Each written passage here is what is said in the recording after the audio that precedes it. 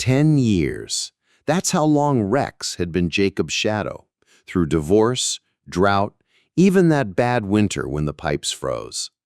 But that Tuesday, the sun was high over the back 40, cicadas screaming in the oaks.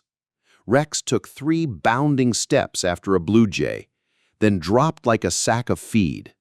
No yelp, no warning, just silence. Jacob sprinted through the soybean stubble, knees hitting dirt so hard his overalls tore. Rex's breath came in ragged gasps, his muzzle grinding into the dry earth as Jacob cradled him. Somewhere, a tractor backfired. The world kept turning, but right there in that dirt, everything they knew was already over. Dawn had painted the barn pink that morning. Rex bolted from the porch like a shot, kicking up dew diamonds as he chased field mice through the barley. Jacob leaned against the rusted truck, grinning at the old dog's joy, arthritis be damned. Rex's coat gleamed like polished copper in the slanting light. At the fence line, he paused, panting, and locked eyes with Jacob. Just for a heartbeat. Neither knew the tumors were already twisting through his gut like barbed wire. By noon, Rex would collapse near the woodpile. By sundown, the vet would use words like inoperable and weeks. But that morning, with the smell of cut grass and diesel in the air, for one golden hour, Rex was young again. It wasn't the stumble by the chicken coop that scared Jacob, nor the half-eaten supper. No, it was the dirt. Rex always licked his bowl clean. Always.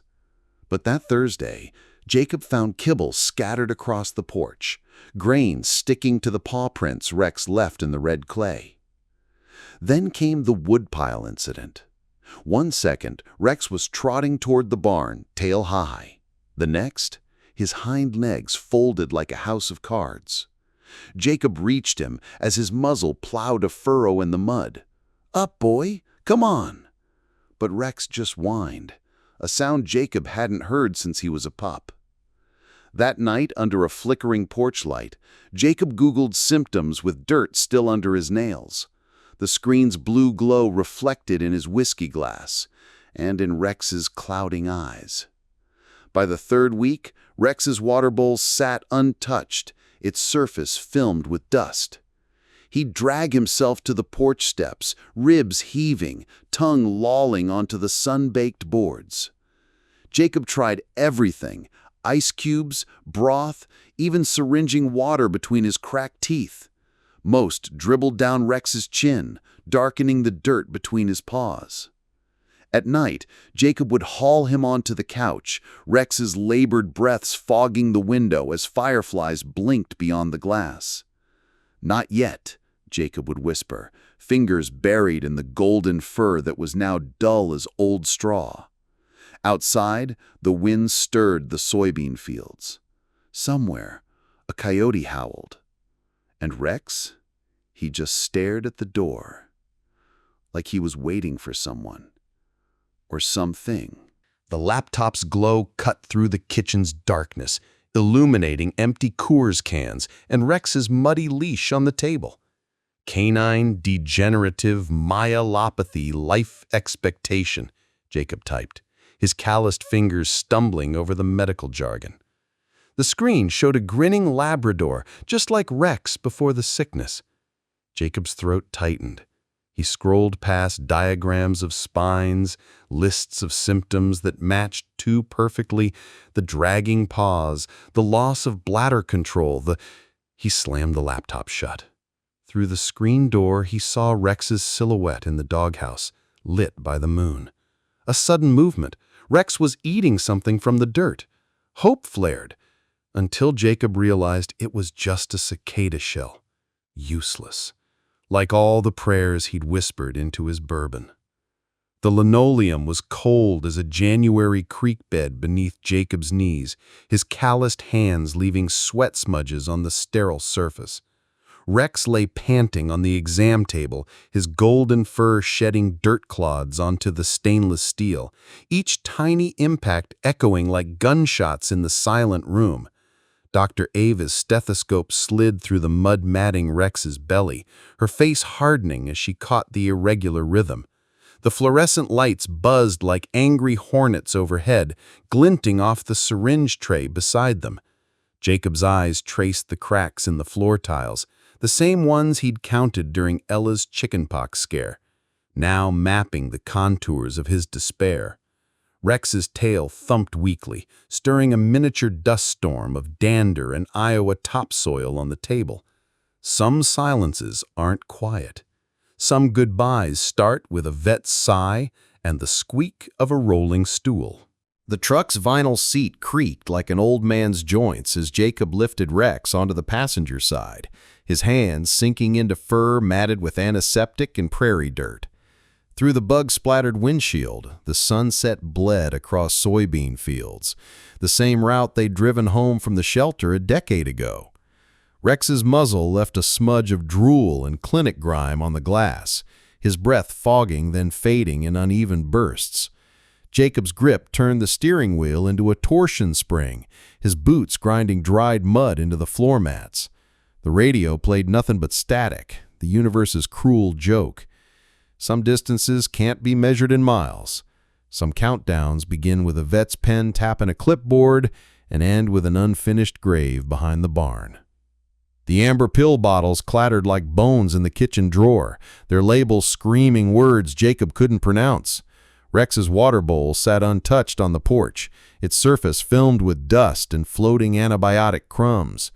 Jacob's fingers trembled as he smeared peanut butter over another bitter pill, the Jif mixing with dirt under his nails. Rex turned his head away, a slow, painful movement that sent his collar tags clinking against the ceramic. Outside, the wind stirred the soybean stalks into whispering conspirators. Some battles aren't fought in operating rooms. Some wars play out on splintered porches with sticky fingers and a dog's trusting eyes. The wheelbarrow's rusted rim bit into Jacob's palms as he lifted Rex into its dirt-caked belly. They moved through the golden hour light, past the tractor shed where Rex had buried his first bone, past the lightning-scarred oak they'd napped under for a decade. Rex's nose twitched at the scent of ripening barley, his tail stirring the dust in the barrow like a metronome counting down. Jacob's boots left deep prints in the soft earth, each step heavier than the last. Some walks aren't about distance. Some journeys measure the space between a dog's trust and a man's breaking point. Moonlight turned the shovel's blade into a silver guillotine as Jacob drove it into the unyielding clay. Each thrust sent fire up his arthritic wrists, the blisters on his palms weeping onto the handle. At 3 feet, the spade struck something hard, Rex's favorite tennis ball, buried years ago during some forgotten game. The sob that tore from Jacob's throat scattered the barn owls from their roost. Above him, the farmhouse windows glowed yellow, silhouetting Rex watching from his bed, his muzzle leaving nose art on the glass. Some holes aren't just in the ground. Some get dug straight through a man's chest and filled with all the words he can't say. The euthanasia room smelled like bleach and fear. Rex lay panting on the steel table, his paws leaving dusty prints on the sterile surface. Dr. Ava reached for the syringe when Rex suddenly locked eyes with Jacob. Not the glassy stare of a dying dog, but that old, knowing look. His tail thumped once, hard. The vet froze. "Wait," she whispered, fingers tracing Rex's swollen belly. Outside, a thunderstorm brewed. Somewhere in that clinic, a clock ticked off seconds they didn't know they had left. And in Rex's gaze, a plea even Jacob couldn't ignore. Dr. Ava's stethoscope slid through Rex's matted fur, collecting bits of dried mud. "His heartbeat's all wrong for end stage," she muttered. Her thumb pressed deep behind his ribcage. Rex yelped. Not the weak cry of a dying animal, but sharp, alive. Jacob watched soil sift from Rex's coat onto the floor as the vet grabbed an ultrasound. "There's something here," her voice cracked. Through the window, rain began smearing the dirt-streaked glass.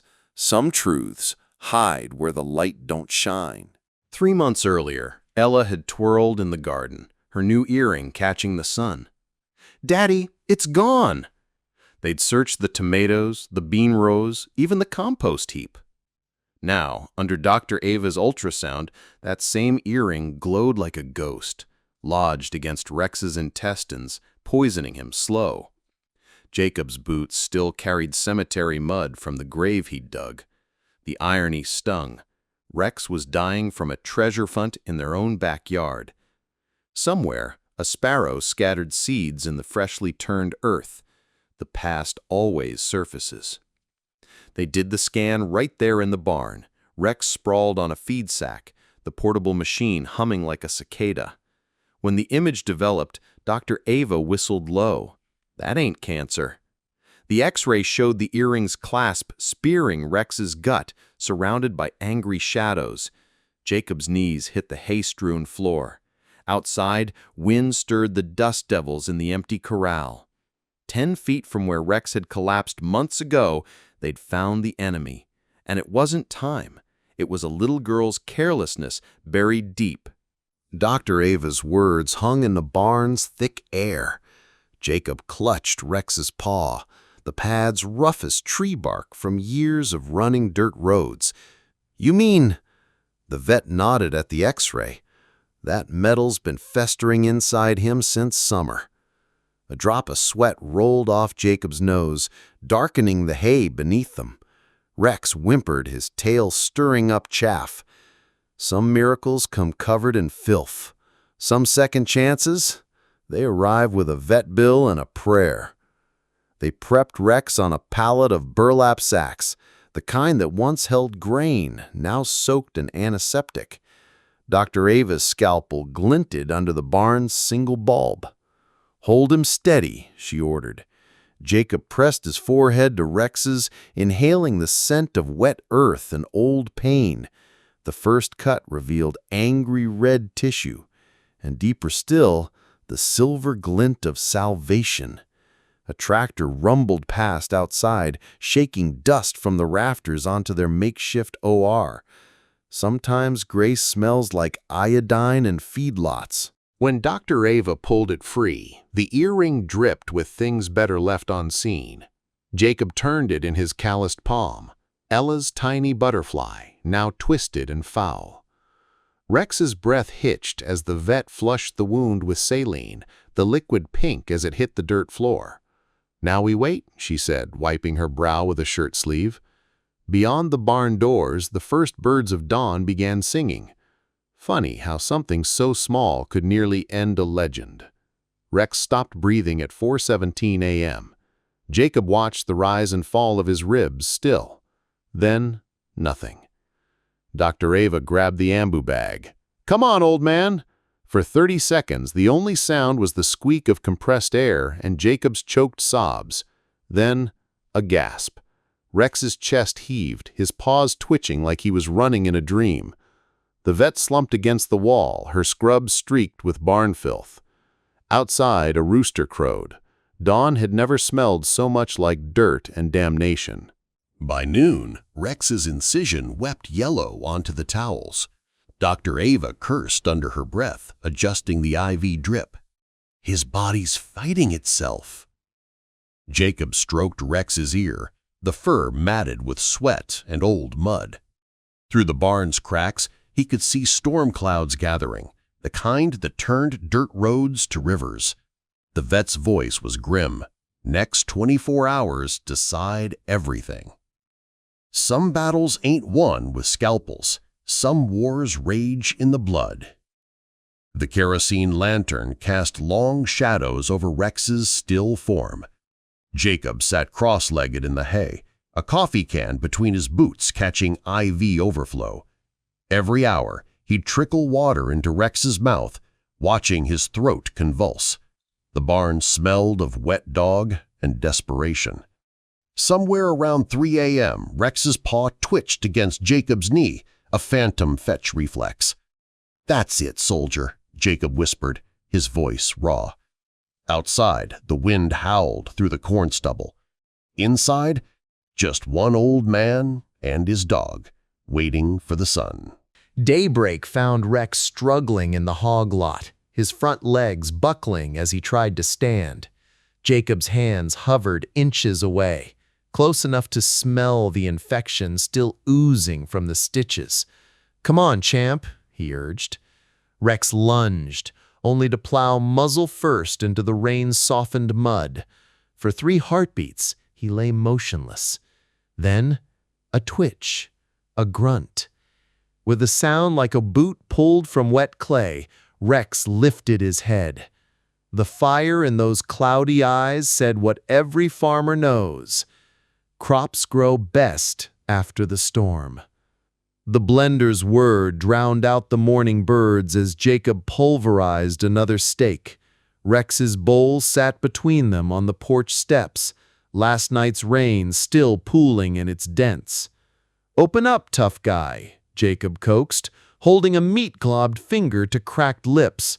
Rex's tongue emerged, tentative as a newborn calf's, and missed completely. The slurry dripped onto dirt already stained with a week's worth of failed meals. Somewhere, a screen door slammed. Ella whispered, "Daddy?" But Jacob just reloaded his finger. Champions don't quit when the going gets messy. Old man Peterson's shadow fell across them at the fence line. "Jacob," he spat tobacco into the ragweed, "that Doug's deader than last year's corn." Rex lay panting in the shade of the tractor, his fur matted with dust and defeat. Jacob's knuckles whitened on the water hose. The truth? Peterson wasn't wrong. The vet bills could have bought a new harvester. The night terrors left Jacob hollow-eyed. But as the old man turned to leave, Rex suddenly growled, low and thunderous, stirring up a miniature dust devil at his paws. Message received. Some bonds outlast reason. The kitchen counter looked like a pharmacy crime scene, orange bottles upended beside a jar of Jif. Rex eyed the peanut butter-slathered pill pockets with the suspicion of a war veteran. "Number 12, Jacob counted, as Rex reluctantly gummed another. Outside, the noon sun baked the medicine-stained dirt where yesterday's dose had been stealthily buried. Ella giggled as Rex licked his chops, unaware of the antibiotic aftertaste. In that moment, sticky fingers, wagging tail, the hum of the window fan, it almost felt normal. Almost. But the pill logbook on the fridge told the darker truth. The fly buzzed near Rex's rump for a full minute before it happened. Jacob nearly missed it, just the barest twitch at the very end of that battle-worn tail. He froze, garden hose dripping onto his boots. Again, he breathed. The fly returned. This time, the tail moved an inch. Then 2. By the 5th pass, Rex managed a full, if lopsided, wag that stirred the dust bunnies beneath the porch swing. Jacob whooped loud enough to scare the chickens. It wasn't pretty. It wasn't much. But in that cloud of kicked-up dirt, Hope looked an awful lot like a half-assed tail wag. The cottontail froze mid-yard, nose twitching at the scent of a predator who could no longer hunt. Rex's head snapped up from his water bowl, droplets splashing the sun-baked dirt. For one glorious second, every muscle tensed, the old fire flashing in his milky eyes. Then reality crashed down. His back legs splayed awkwardly as he tried to lunge. The rabbit bounded away, kicking clods of earth onto Rex's face. Jacob expected a whine, a sigh. Instead, Rex huffed through his nose and limped back to his patch of shade. Some defeats hurt less when the ground remembers your fall. The barn loft swallowed his sobs whole. Kneeling in the hay dust, Jacob finally let go. 10 weeks of fear and fatigue pouring out like busted grain from a silo. Below, Rex slept unaware in his nest of feed sacks. The ledger in Jacob's shaking hands told the brutal math. $3,417. 2 months of missed shifts, a foreclosure notice tucked in the glove box. Outside, thunder rumbled. The first drops hit the tin roof like a taunt. Damn fool, Jacob cursed himself, wiping snot on his sleeve. Then, a sound. The unmistakable shuffle of dragging paws on dirt floor. Rex had climbed the ladder. Again. The screen door's screech woke Jacob at 2:17 a.m. He found Rex 3 yards from the porch, belly deep in dew-wet grass, front legs churning like he could drag his dead half to freedom. "God damn it, dog!" Jacob scooped him up, mud squelching between them. That's when he felt it. Rex's heart hammering against his own chest, not from pain, from pride. The old fool had been heading toward the cattle pond, their old swimming hole. In the moonlight, Jacob saw the path of crushed grass and determination. Some lessons can't be taught. Some fires can't be doused. Mac from the feed store spat a brown stream into the dirt. "That old boy?"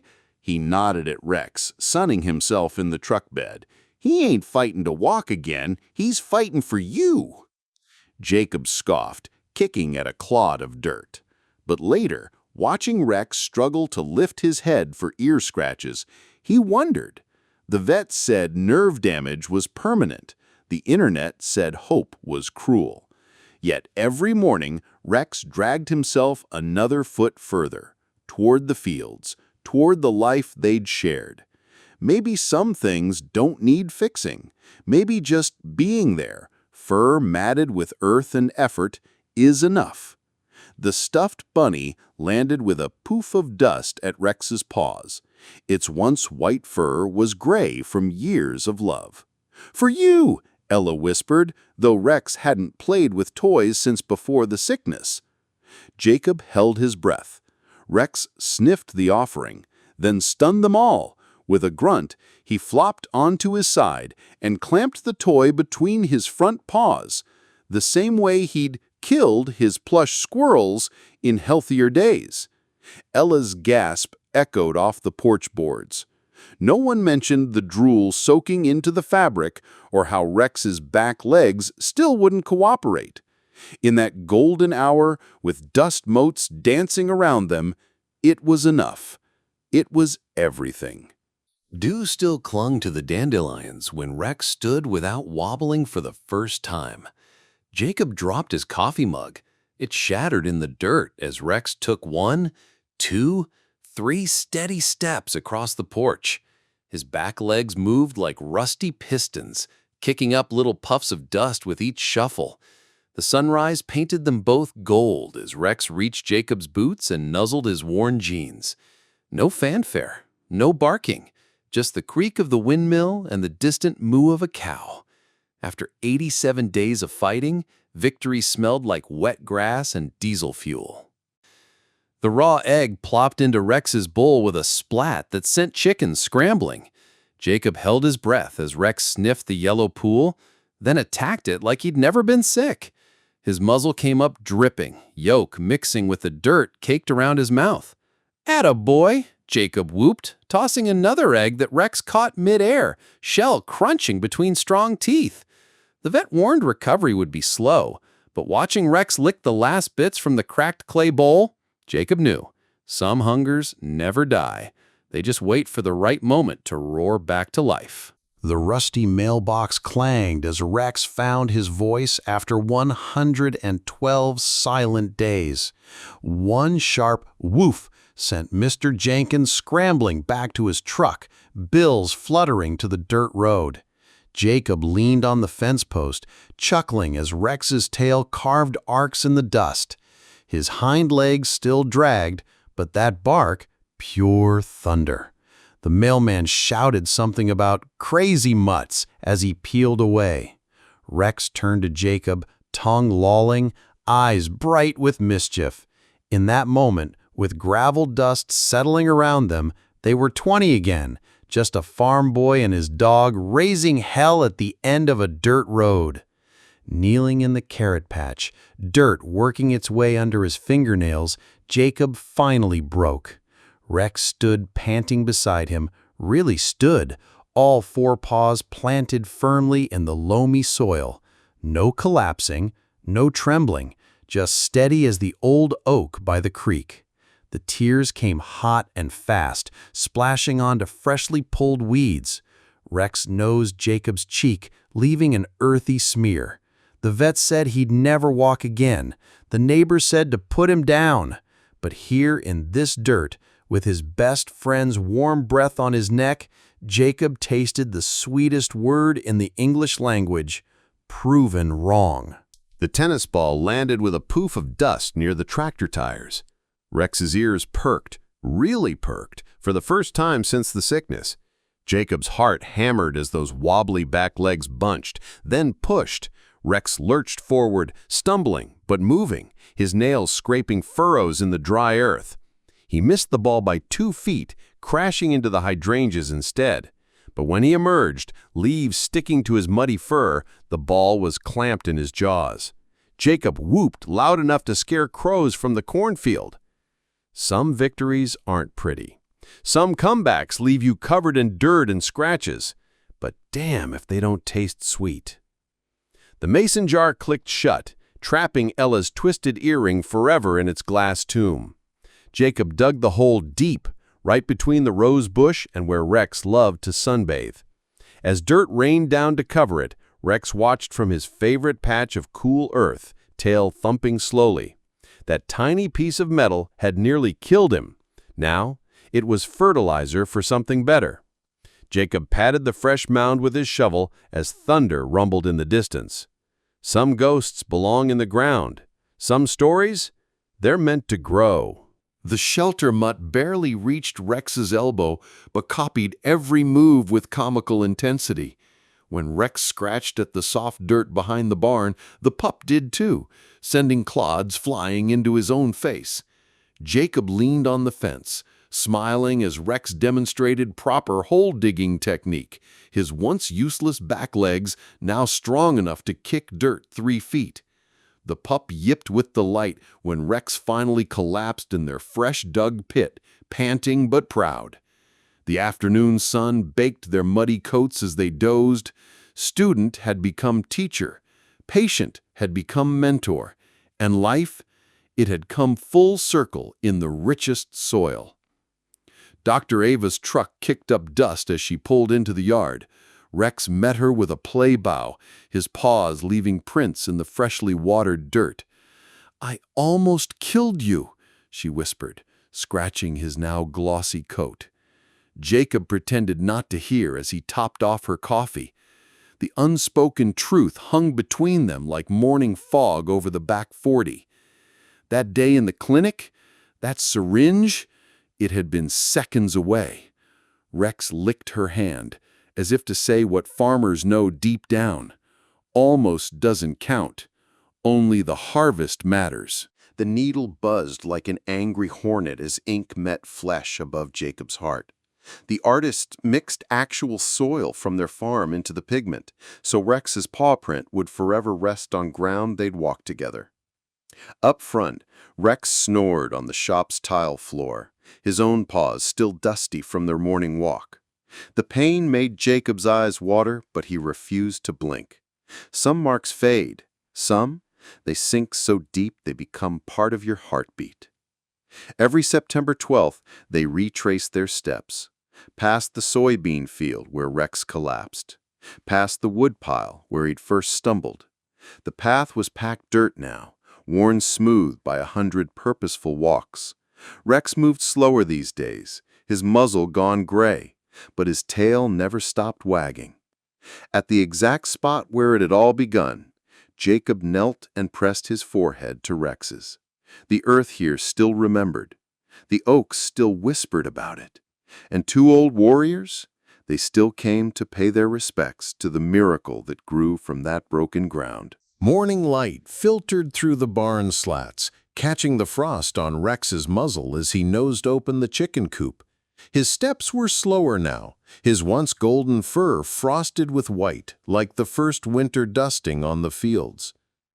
Jacob watched from the porch, steam curling from his coffee mug as Rex herded the hens with gentle nips, the same job he'd done for 12 summers.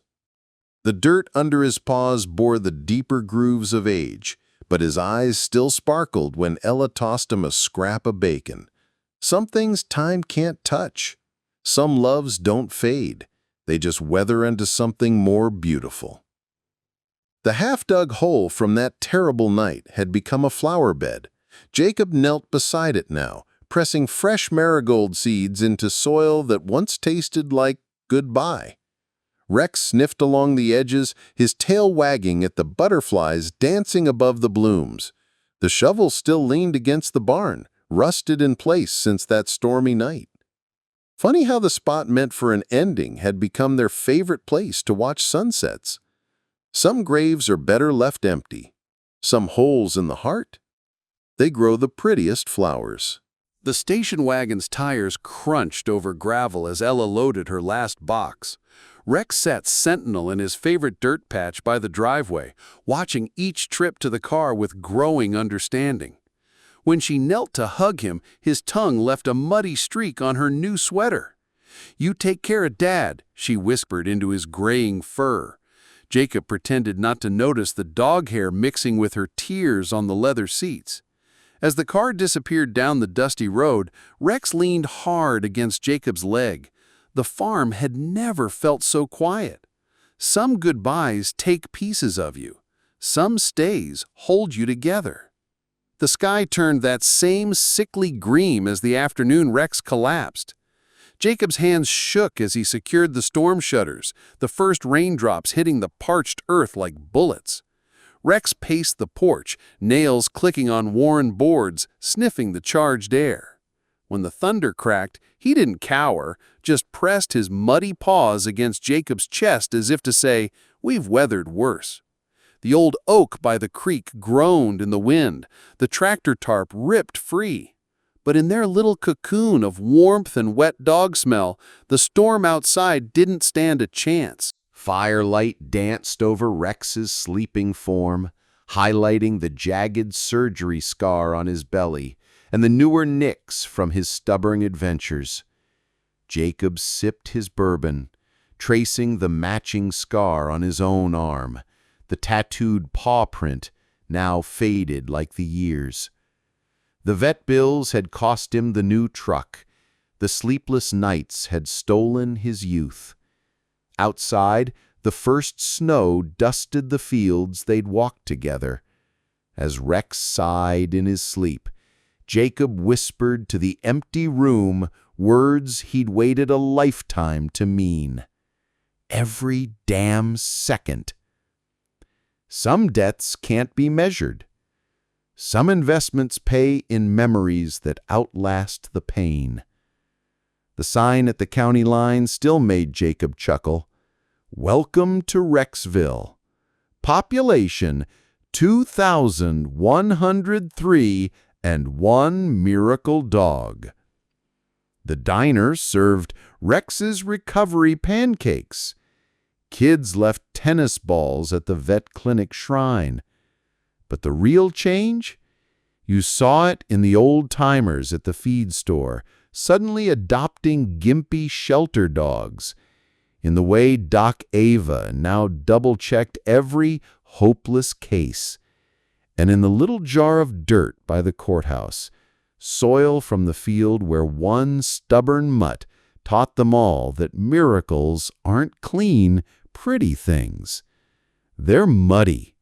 They're messy, and they're worth fighting for. The three-legged shepherd mix cowered in the shadow of the tractor until Rex ambled over. Two old warriors, sniffing each other's battle scars.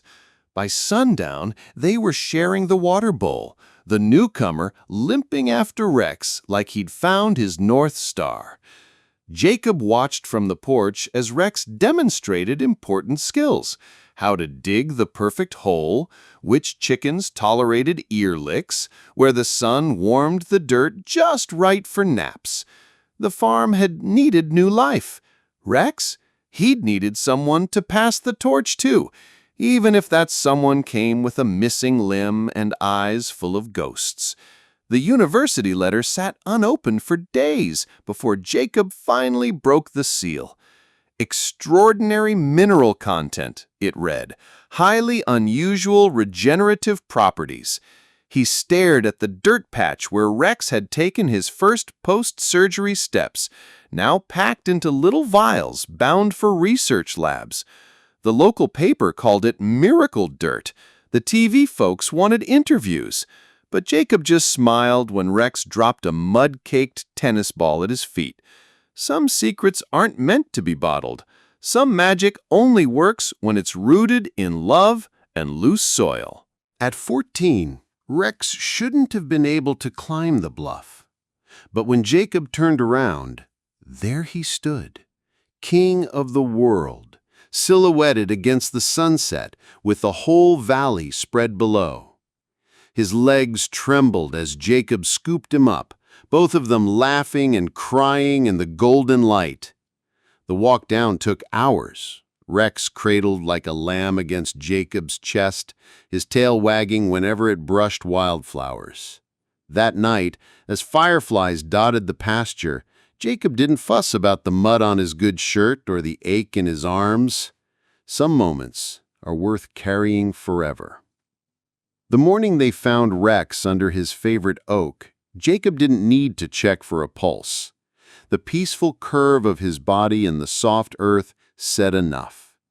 As neighbors gathered with shovels and stories, Jacob knelt one last time, pressing his palm to the freshly turned soil where his best friend would sleep forever. The dirt clung to his skin like it had all those years ago when he'd first dug a grave in panic.